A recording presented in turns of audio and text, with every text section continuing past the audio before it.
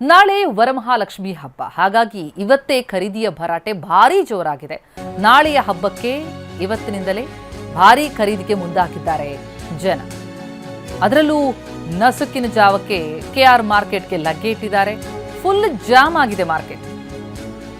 ಬೆಳಗಿನ ಜಾವ 3 ಗಂಟೆಯಿಂದ ಇಲ್ಲಿ ಜನವೋ ಜನ. ಇನ್ನು ಪ್ರತಿ ಹಬ್ಬದಂತೆ ಹೂವು ಹಣ್ಣಿನ ಬೆಲೆ ಗಗನಕ್ಕೇರಿದೆ. ಆದರೂ ಖರೀದಿಗೆ ಮಾತ್ರ ಯಾವುದೇ ರೀತಿ ಸಮಸ್ಯೆ ಆಗಿಲ್ಲ. ಕೆಆರ್ ಮಾರ್ಕೆಟ್ ಸುತ್ತಮುತ್ತ ಟ್ರಾಫಿಕ್ ಜಾಮ್. ಜೊತೆಗೆ ನಾವು ನೋಡ್ತಾ ಇದ್ದೀವಿ ಭಾರಿ ಜನಸಂಖ್ಯೆ ಇರೋದನ್ನ. ಬೆಳಗಿನ ಜಾವ 3 ಗಂಟೆಯಿಂದಲೇ ಜನಜಂಗುಳಿ ಇದೆ. ಹಾಗಾಗಿ ಆಂಬ್ಯುಲೆನ್ಸ್ಗಳು ಸಿಲುಕಿ ಪರದಾಡಿದಂತಹ ಘಟನೆ ಕೂಡ ನಡೆದಿದೆ. ಟ್ರಾಫಿಕ್ನಲ್ಲಿ ಸಿಲುಕಿ ಹಬ್ಬಕ್ಕೆ ಹೂವು ಹಣ್ಣುಗಳ ಬೆಲೆ ಗಗನಕ್ಕೇರಿದ್ರೂ ಕೂಡ ಕೊಳ್ಳೋರಿಗೇನು ಬರ ಇಲ್ಲ. ಬೆಳಗಿನ ಜಾವ 3 ಗಂಟೆಯಿಂದ ಈ ರೀತಿ ಜನಜಂಗುಳಿ. ಕೆಆರ್ ಮಾರ್ಕೆಟ್ನ ಚಿತ್ರಣ ನೋಡಿ.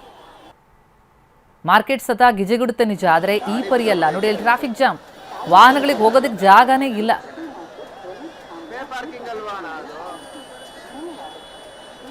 ನಾವು ಪ್ರತಿನಿಧಿ ಕಿರಣ್ ಈ ಬಗ್ಗೆ ಇನ್ನಷ್ಟು ಡೀಟೇಲ್ಸ್ ಕೊಡ್ತಾರೆ. ಲೈವ್ ನಲ್ಲಿ ಜಾಯ್ನ್ ಆಗ್ತಾ ಇದ್ದಾರೆ ಕೆಆರ್ ಮಾರ್ಕೆಟ್ ಬಳಿಯಿಂದ. ಕಿರಣ್, ನಾಳೆ ಹಬ್ಬ, ಇವತ್ತಿನ ಖರೀದಿ ಭಾರಿ ಜೋರಾದಂಗೆ ಕಂಡು ಬರ್ತಾ ಇದೆ. ಆ ಕೆಆರ್ ಮಾರ್ಕೆಟ್ನ ಚಿತ್ರಣ ಕೊಡೋದಾದ್ರೆ ಪಾಪ ಅಲ್ಲಿ ಟ್ರಾಫಿಕ್ನಲ್ಲಿ ಆಂಬ್ಯುಲೆನ್ಸ್ಗಳು ಸಿಲುಕಿದಂತಹ ಘಟನೆ ಕೂಡ ನೋಡಿದ್ವಿ. ಅಲ್ಲಿ ವಾಹನಗಳಿಗೆ ಸಾಗೋದಕ್ಕೆ ಜಾಗನೇ ಇಲ್ವಾ ಅಂತ.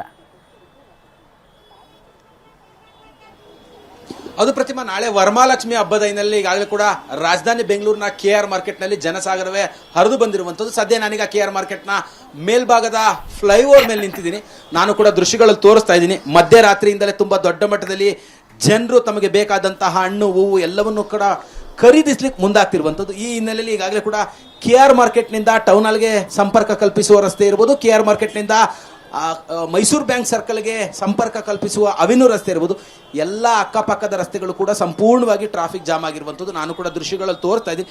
ಸಾಮಾನ್ಯವಾಗಿ ಕೆಆರ್ ಮಾರ್ಕೆಟ್ನ ಸುತ್ತಮುತ್ತ ಕಿಮ್ಸ್ ಆಸ್ಪತ್ರೆ ಇರ್ಬೋದು, ವಿಕ್ಟೋರಿಯಾ ಆಸ್ಪತ್ರೆ ಇರ್ಬೋದು, ಸಾಕಷ್ಟು ಸಣ್ಣ ಪುಟ್ಟ ನರ್ಸಿಂಗ್ ಹೋಮ್ಗಳು ಕೂಡ ಇರುವಂಥದ್ದು. ಆ ನಿಟ್ಟಿನಲ್ಲಿ ತುಂಬ ಸಾಕಷ್ಟು ಆಂಬುಲೆನ್ಸ್ಗಳು ಬೆಳಗಿನಿಂದಲೇ ಈ ಒಂದು ಟ್ರಾಫಿಕ್ನಲ್ಲಿ ಸಿಲುಕಿ ಸಾಕಷ್ಟು ಪರದಾಡಿದ್ರು. ಈಗ ಸದ್ಯ ಸ್ಥಳಕ್ಕೆ ಪೊಲೀಸರು ಆಗಮಿಸಿ ಈ ಒಂದು ರಸ್ತೆಯ ಮಧ್ಯಭಾಗದಲ್ಲಿ ಏನು ವ್ಯಾಪಾರ ಮಾಡ್ತಿದ್ರು ಆ ಎಲ್ಲ ವ್ಯಾಪಾರಿಗಳನ್ನು ಕೂಡ ತೆರವು ಮಾಡುವಂಥದ್ದಕ್ಕೆ ಮುಂದಾಗ್ತಿದ್ದಾರೆ. ನಾನು ತೋರಿಸ್ತಾ ಇದ್ದೀನಿ ದೃಶ್ಯಗಳಲ್ಲಿ ತಮಗೆ.